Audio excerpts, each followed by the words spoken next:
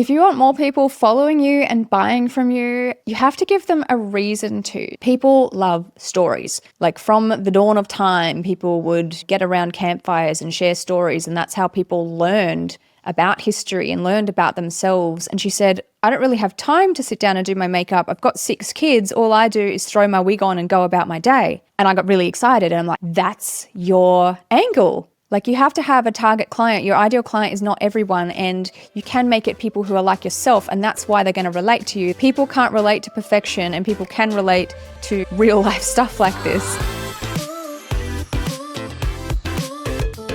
Hey, welcome back to another episode of Coffee with Carissa. If you want more people following you and buying from you, you have to give them a reason to. So today I want to give you some ideas for types of content that you can use to make you seem more entertaining so that people want to follow you and so that they want to choose to come to your business. If you want people to follow you on social media, there has to be a benefit for them. There has to be a reason that they get something out of it. And what a lot of small business owners and salons tend to do incorrectly, which is why they're not getting very many followers, why they're not getting much engagement, why they're not getting many bookings, is because their posts are just all promotional, and every single thing that they're posting is just, look at this work that I did today. Here's a picture of my work.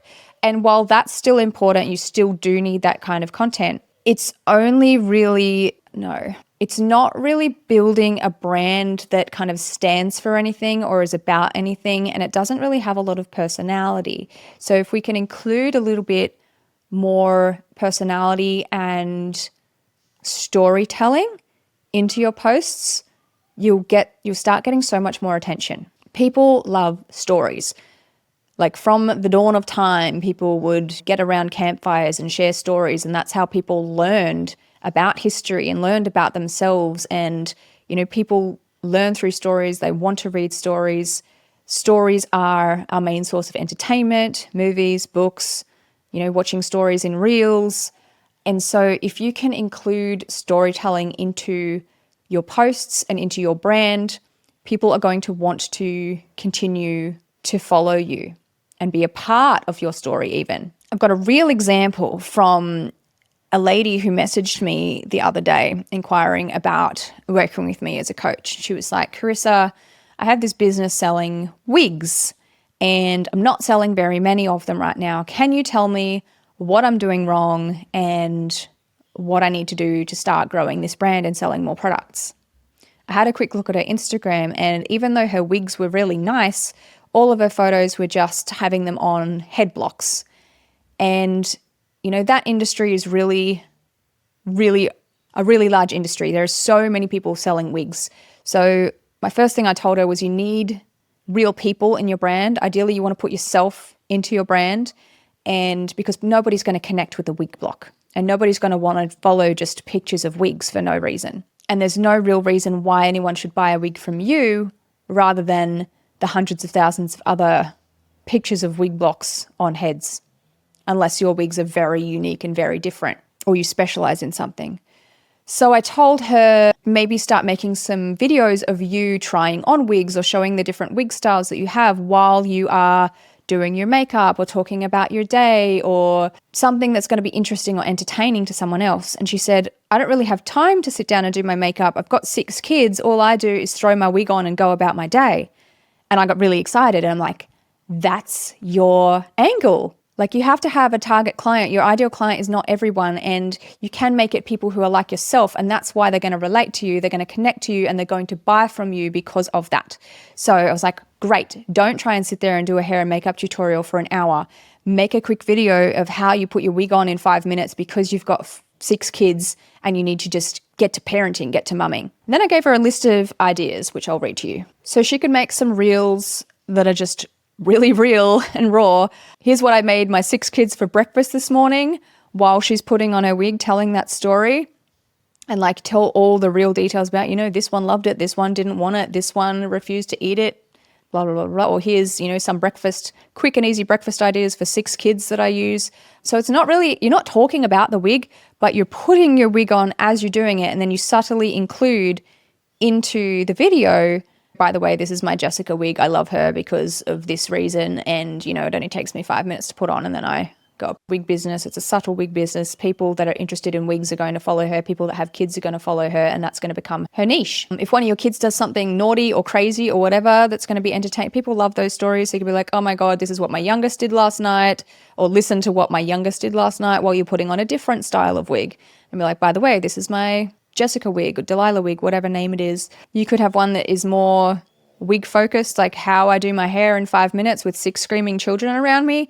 And keep it real. Put the kids in there. Make sure they're yelling in the background. Like, people can't relate to perfection, and people can relate to real life stuff like this. You could have one, how to feel instantly gorgeous in 2 minutes when you're exhausted and hardly slept last night, and just show how quickly you put one of your wigs on, show you when you're waking up and like with a coffee or whatever, and then like 2 minutes later when your wig's done. Or you could have another one which shows a multitude of different styles for like different hair for different versions of me as a mum of 6.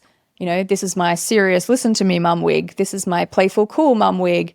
And this is my I'm overstimulated, don't touch me hair.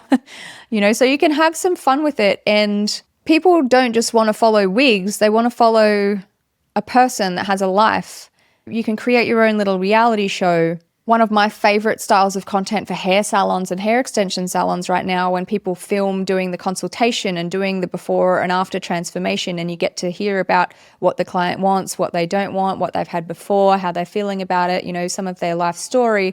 And then you see, you know, the before, and then you see sometimes not even the during, but then they reveal the after and the client's reaction to their new hair. And they're like, you know, most of them are really happy, some of them are a bit, but it's such an entertaining way to show off your work as a hair salon or as a hairdresser or as a hair extensionist. You can do the same thing for lashes, you can do the same thing for skin, you can do the same thing for nails. Not all clients are going to want to be on camera, but some will. You just have to get in the habit of asking them and filming like a couple of them per week, and that can become really entertaining content. And then some people will want to choose you because of that. Some people will then want to be in your videos, and you create a really strong brand and culture, and you're putting your real personality into your work, and you're almost like celebritizing yourself. People are going to want to choose you because you become a little bit internet famous. If you don't want to be on camera, that's fine too. You can tell stories just in writing with photos. Not everybody likes being on camera. Not everyone wants to be on camera. You can still just take some photos or some videos and tell a story with your words. If you feel like you're not very good at writing, but you feel like you're more good at you're better at telling someone a story of something, then just use voice to text. I feel like that's really underrated. Some people are way better at talking out things than writing. So if you want to tell a story about a client that came in today and what you did and why and what she was wanting and what you did and what she left with and how she felt afterwards, you know, maybe a little bit about her personal life or whatever, you can just voice to text and imagine that you're just telling a friend about that, because that's how you need to write it. As soon as you start to not know who you're talking to, if you're trying to talk to a crowd or a stranger, we tend to kind of freak out and freeze up and go into really like serious professional typey mode.